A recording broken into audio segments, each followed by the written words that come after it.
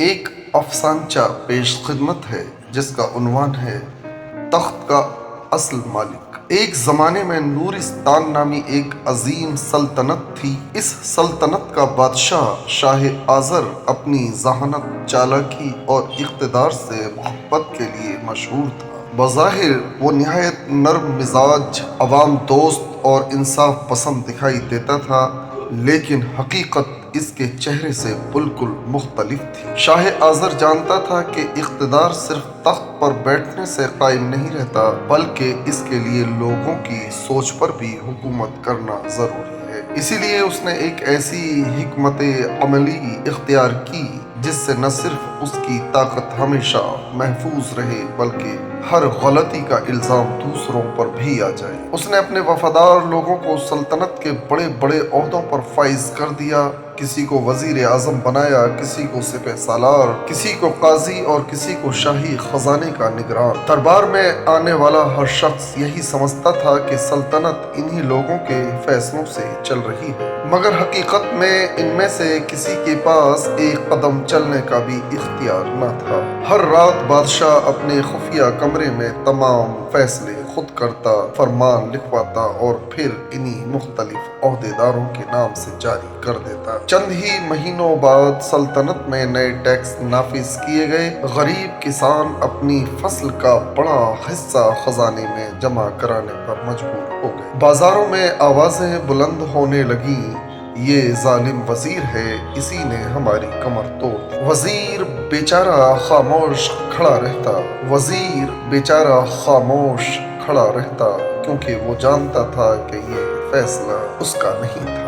کچھ عرصے بعد سرحدی علاقوں میں فوج نے سخت کارروائیاں کیں۔ کئی بے گناہ لوگ بھی اس ظلم کا شکار ہوئے۔ اس بار ہر زبان پر ایک ہی نام تھا، سپہ سالار ظالم ہے۔ حالانکہ سپہ سالار نے تو صرف بادشاہ کے خفیہ حکم پر عمل کیا تھا۔ پھر عدالتوں میں انصاف بکتا نظر آنے لگا، طاقتور مجرم آزاد گھومتے اور کمزور لوگوں کو سزا ملتی۔ لوگ چیختے تھے، قاضی بک چکا ہے۔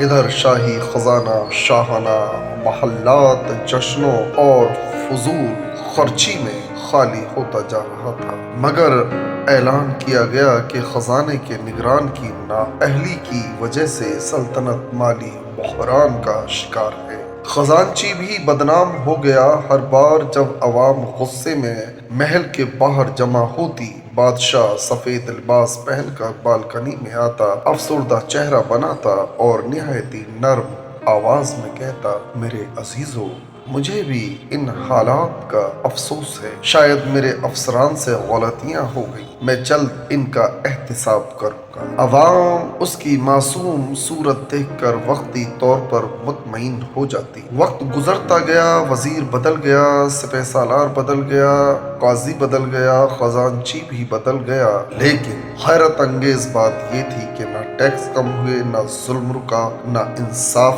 ملا اور نہ خزانہ بھرا۔ عوام سوچنے لگی کہ آخر ہر نیا عہدیدار بھی پہلے جیسا کیوں نکلتا ہے۔ ایک دن سلطنت میں ایک سفید ریش بزرگ آئے جنہیں لوگ بابا حکمت کہتے تھے۔ وہ نہ دولت سے مرعوب ہوتے تھے، نہ اقتدار سے ڈرتے تھے۔ وہ سیدھے دربار میں پہنچے۔ بادشاہ نے پوچھا، بابا تم کیا چاہتے ہو؟ بابا نے جواب دیا، صرف ایک سوال کا جواب پوچھو۔ بابا نے تخت کی طرف اشارہ کیا اور کہا، اگر کسی باغ کے ہر موسم میں پھل کڑوے نکلے تو کیا صرف شاخیں کاٹنے سے باغ میٹھا ہو جائے گا؟ بادشاہ خاموش رہا۔ بابا نے خود ہی جواب دیا، نہیں، کیونکہ مسئلہ شاخوں میں نہیں، جڑ میں ہوتا ہے۔ جب تک جڑ درست نہ ہو، ہر نئی شاخ وہی کڑوا پھل دے گی۔ پھر انہوں نے دربار میں موجود تمام لوگوں کی طرف دیکھا اور بلند آواز میں کہا، یہ وزیر، یہ سپہ سالار، یہ قاضی اور یہ خزانچی صرف شاخیں ہیں۔ اگر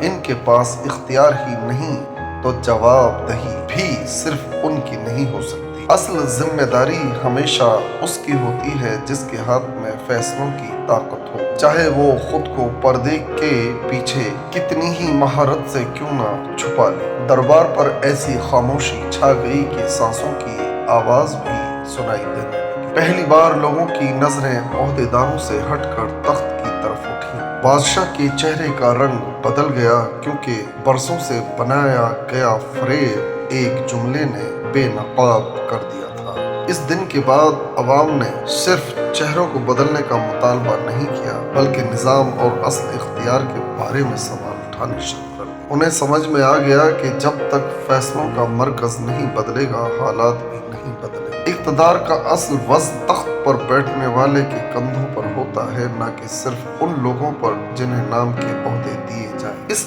अफसानचे से हमें ये सबक मिलता है, जो शख्स अपने मफाद के लिए दूसरों को बड़े ओहदों पर बिठाकर असल ताकत अपने हाथ में रखता है और हर बुराई का बोझ दूसरों पर डाल देता है, वो कुछ अरसे तक खुद को बेकसूर साबित कर सकता है, मगर इंसाफ, तारीख और सच्चाई आखिरकार पर्दे के पीछे छुपे असल जिम्मेदार को जरूर बेनकाब कर दे।